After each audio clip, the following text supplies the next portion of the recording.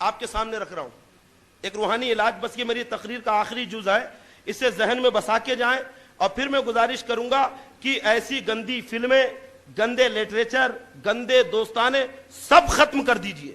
رات کو گھر میں جلدی جا کے سوئیے، کالج اسکول جاتے ہیں تو صبح اٹھ کر وقت پر اسکول جائیے، اور اسکول میں بھی ان چیزوں سے محفوظ رہیے۔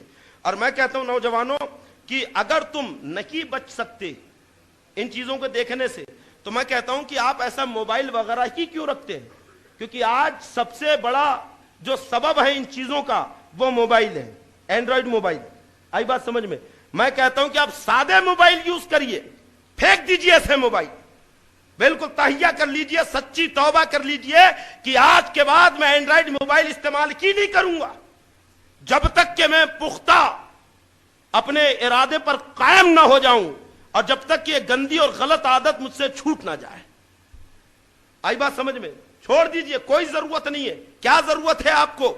اگر واٹس ایپ نہیں چلائیں گے تو کیا آپ مر جائیں گے؟ کیا فیس بک یوز نہیں کریں گے تو مر جائیں گے؟ اگر آپ کہتے ہیں کہ واٹس ایپ، فیس بک، انٹرنیٹ زندگی ہے، تو آپ کے باپ دادا کیا مردہ تھے؟ وہ بھی تو زندہ تھے۔ کتنی بڑی جیتی جاگتی جان نظر آ رہی ان کی زندگی کا ثبوت۔ آئی بات سمجھ میں؟ بالکل آپ ارادہ کریے، دینی کتابیں پڑھیے، بزرگوں کی داستانیں پڑھیے۔ آئی بات سمجھ میں؟ آج آپ آدھی آدھی رات تک موبائل چالو کر کے بیہودہ فلمیں دیکھتے ہیں، باہر کے ایکٹرز دیکھتے ہیں، ہیرو ہیروئن کا نظارہ کرتے ہیں۔ میں کہتا ہوں نوجوانوں، اگر تمہیں کچھ کرنا ہے تو اپنے گھر میں اسلامی تاریخی کتاب لائیے اور محمد ابن قاسم کی داستان پڑھیے، تاریخ ابن زیاد کا تذکرہ کریے، سلطان صلاح الدین ایوبی کے بہادریوں کا چرچا کیجئے، سلطان نور الدین زنگی کی فتوحات کا ذکر آپ پڑھیے۔ اور جب دوستوں کے بیچ میں بیٹھے، کیونکہ میں نے دیکھا ہے جب نوجوان آپس میں جمع ہوتے ہیں تو وہ کبھی کسی لڑکی کا ذکر کرتے ہیں، کبھی کسی غیر عورت کا ذکر کرتے ہیں، کبھی کرکٹروں کا ذکر کرتے ہیں، کبھی فلمی اسٹاروں کا ذکر کرتے ہیں۔ میں کہتا ہوں غلط۔ آج سے آپ تاریخ کا مطالعہ کریں، اور جب بھی جمع ہو جائے تو آپ ان بہادر نوجوانوں کا ذکر کرے کہ جنہوں نے میدان جنگ میں ابو جہل کو موت کے گھاٹ اتارا تھا۔ آپ ان نوجوانوں کا ذکر کریں کہ جنہوں نے ایک کم عمری کے اندر ہزاروں لشکر کی سپاہ گری کرتے ہوئے اسپین کو فتح کیا تھا، اندلس پر جنہوں نے اسلام کی فوقیت اور حقانیت کا علم گاڑا تھا۔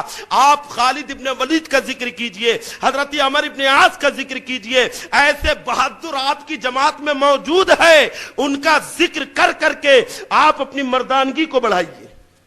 آئی بات سمجھ میں؟ یہ ایک نفسیاتی عمل ہے جو آپ کو کرنا ہے، ان چیزوں سے دور رہنے کا، اور روحانی طریقہ۔ بس غور سے سنیے، آخری بات کہ جو اگر غلط فلمیں دیکھنے میں، بیہودہ طریقے میں، بری باتوں کے اندر مبتلا ہو گیا ہے تو وہ کیا کرے؟ آئی بات سمجھ میں؟ تو وہ میں 3 عمل آپ کو بتاتا ہوں، تینوں میں سے کوئی ایک عمل کریے یا یکے بعد دیگر ہے، تینوں عمل آپ لا سکتے ہیں۔ آئی بات سمجھ میں؟ اس میں جلالت، لفظ اللہ کسی کاغذ پہ آپ لکھ لیجئے، یا آلریڈی لکھا ہوا ملتا ہے۔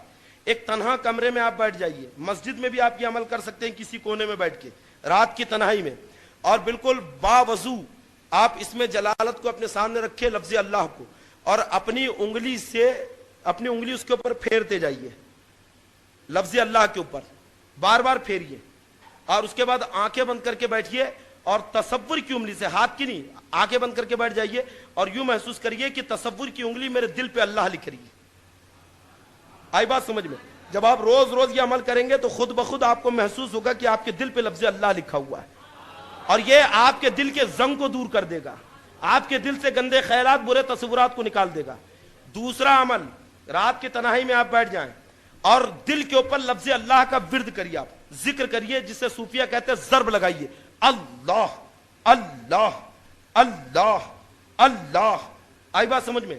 بالکل ایسا ضرب لگائیے کہ دل ہل جائے، ہے نا، بالکل دل دہل جائے، اور اس کے بعد خاموش بیٹھ جائیے، اور اب دل کے اوپر پوری توجہ، پورا دماغ آپ کھینچ کے لائیے اور دل کے اوپر لگا دیجئے، اور غور کریے کہ آپ کا دل اللہ کہہ رہا ہے کہ نہیں۔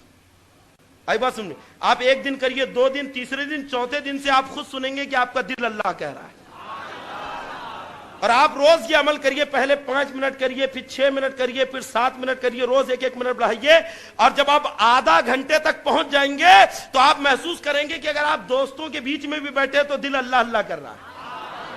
آپ کالج میں بیٹھے ہیں، قلم چل رہا ہے، زبان سے آپ بات کر رہے ہیں، لیکن دل اللہ کہہ رہا ہے. آئی بات سمجھ میں؟ یہ دوسرا عمل. اور تیسرا عمل یہ ہے کہ آپ باوضو، بالکل وضو کر کے 4 دانوں، یعنی جیسا ہم بیٹھتے ہیں نا پالٹی مار کے، 4 دانوں آپ بالکل بیٹھ جائیے اور یہ ہاتھ کو اس طریقے سے رکھیے. دیکھیے دکھ رہا ہے نا لفظ اللہ لکھا ہوا، ہاتھ کو ایسا رکھیے اور بالکل ہے نا اپنے گھٹنوں کے اوپر میں. اور اس کے بعد ناف سے، یہ جو بوملی ہے نا ناف، تو بالکل آپ کو زبان سے کچھ نہیں کہنا ہے، نہ دل میں کچھ کرنا ہے، بس تصور کرنا ہے کہ آپ ناف سے اپنی سانس کو کھینچ رہے ہیں. اور کیسا؟ لا الہ، ہے نا، جیسی کا لا الہ، تو بالکل ایسا محسوس ہونا چاہیے کہ سانس آپ کی چڑھتے ہوئے دماغ تک آئی، اور جیسی دماغ تک آئی تو آپ پھر الا اللہ، تو جو الا اللہ ہے وہ دل میں گرانا ہے. لا الہ الا اللہ 3 بار کرنا ہے ایسا. ناف سے سانس کھینچتے ہوئے لانا، زبان سے کچھ نہیں کہنا ہے، صرف تصور کرنا ہے. اور جب 3 بار ہو جائے تو چوتھی بار پھر ناف سے سانس کو زور سے کھینچنا اور بالکل بیٹھے رہنا خاموش.